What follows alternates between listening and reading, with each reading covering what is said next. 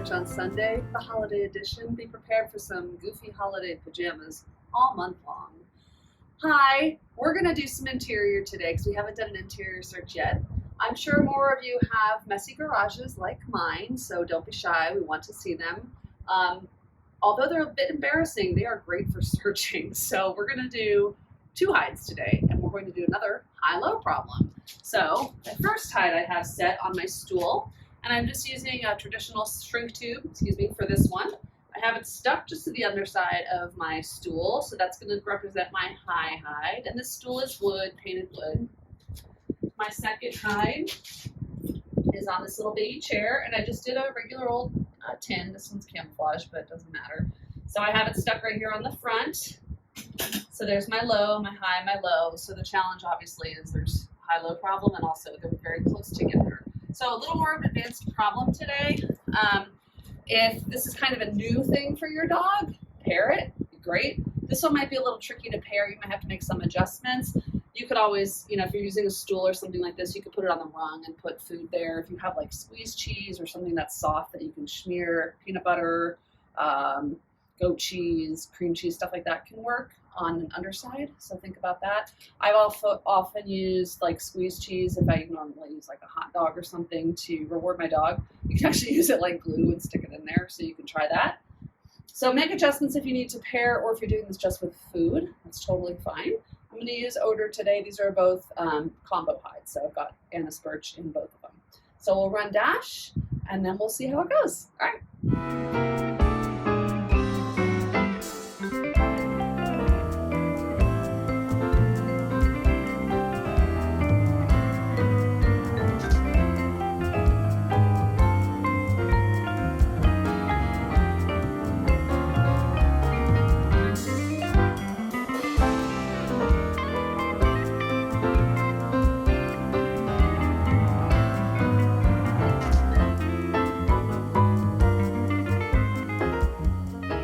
He did great on those hides. We've actually really been practicing those a lot. He's working towards getting into his first elite trial at NACSW. So we've been doing a lot of these like close proximity hides. And the real big challenge for him was leaving a hide that he'd already found.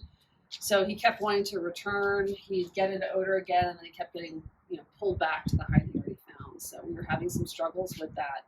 So happy to see that he's splitting those two and differentiating them. So if you find that your dog is having a hard time, and if they're really close together and they're just not sorting the two and they keep revisiting a known hide, you can actually go ahead and just pull that hide while they're sort of working. As soon as they leave it, you can reward again.